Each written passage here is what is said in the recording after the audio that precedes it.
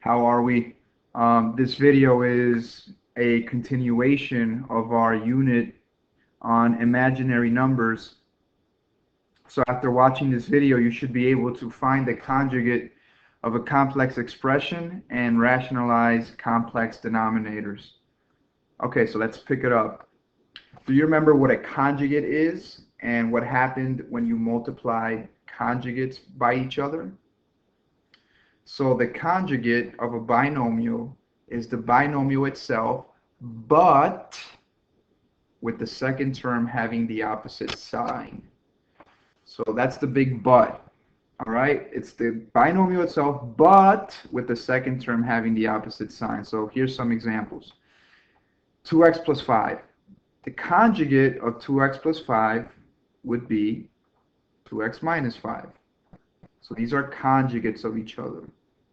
Give you another one. Negative x minus 3. The conjugate of that is negative x plus 3. So generally, it is said that if you have a plus b, the conjugate is a minus b. So it's the binomial itself, but with the second term having the opposite sign. Okay, the second part of the question. What happened when you multiplied conjugates by each other? Well, if you forgot, why don't you see for yourself? Why don't you multiply 2x plus 5 and 2x minus 5 and see what happens to the middle term, right? That's what we do. That's what mathematicians do. If you don't know the answer to something, you experiment and you figure it out. So multiply these out. So you're going to use FOIL and see what happens to the middle sign, to the middle terms, excuse me. When you multiply conjugates by each other, the middle terms cancel out. That's why they are important. So here's what I'm saying, right?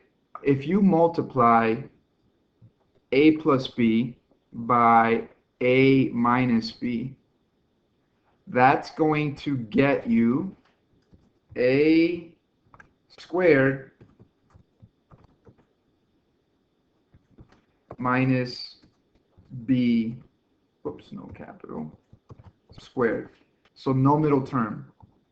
So that's what happens when you multiply conjugates by each other. The middle terms cancel out.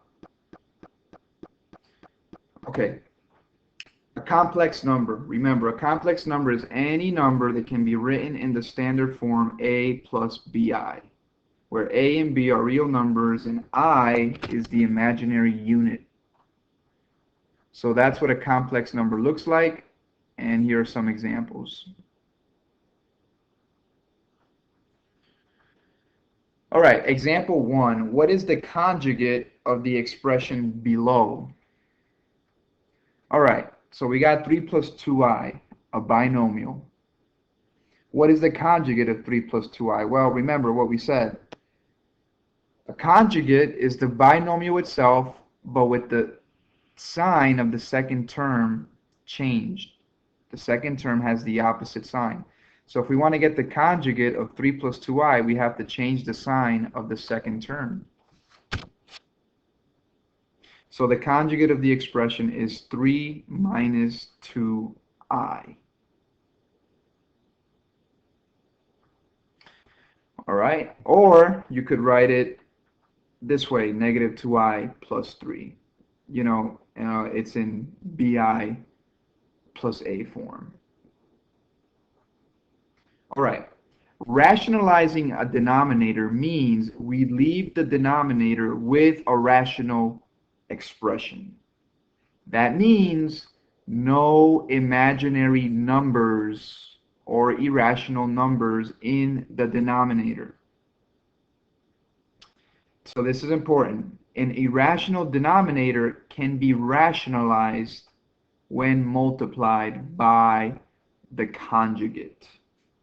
So that was the whole purpose of going over conjugates, because we're trying to get you to rationalize complex denominators, but the way to do that is by multiplying by the conjugate. So now that you know what a conjugate is, I can show you how to multiply by the conjugate a denominator. So here's example 2. Simplify by rationalizing the denominator. Okay, so having a rational denominator, right? Think about it. You want to have a rational denominator means you can't have an irrational number in the denominator. I is irrational. So you can't have imaginary number in the denominator. You got to get rid of it. That's what rationalizing the denominator means. How do we get rid of that? Well, we get rid of that when we multiply the denominator and the numerator by the conjugate. And you'll see how that happens as we go on through this example. So we're going to multiply this fraction by this fraction. So what is negative 6 minus 6i? Well, that's the conjugate of the denominator. So I'm just going to write it like this. It's just basically rewriting it just with parentheses.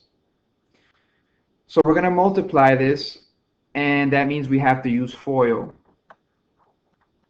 Okay, you remember FOIL, right? First, outer, inner, last. So show you a quick example. So that's going to be negative 10 times negative 6. That's positive 60. Negative 10 times negative 6i. That's positive 60i. Negative 5i times negative 6 is plus 30i. And negative 5i times negative 6i is positive 30i squared. So this is what we get in the numerator. You're also going to multiply the denominators. So remember, you're multiplying conjugates of each other here, so you're not going to have a middle term. Okay? So you're going to have two terms. Keep that in mind. And you get 36 minus 36i squared. Okay, let's combine the like terms. And we're going to substitute negative 1 for I squared. Because you remember, right, that I squared is equal to what? It's equal to negative 1. So we can substitute negative 1 for I squared as well. So we combine the like terms, 60i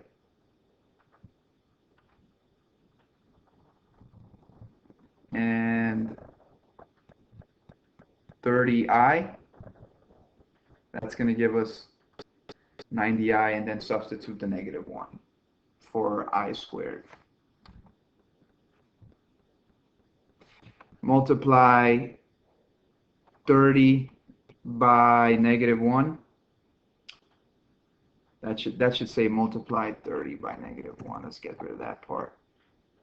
So we get negative 30 here, and we get positive 36 here. Combine the like terms, we get this. 60 minus 30 is 30. 36 plus 36 is 72. Okay, now you're going to split apart into a plus bi form. So it's going to look like this. If necessary, you reduce the fractions. So it can reduce to this. So if you're asked to reduce, this is the answer right over here. Or you could, if you're not asked to reduce, this would also be an appropriate answer right over here. All right? So that's how you rationalize denominators. So as you can see now, you don't have any irrational numbers in the denominator. All right?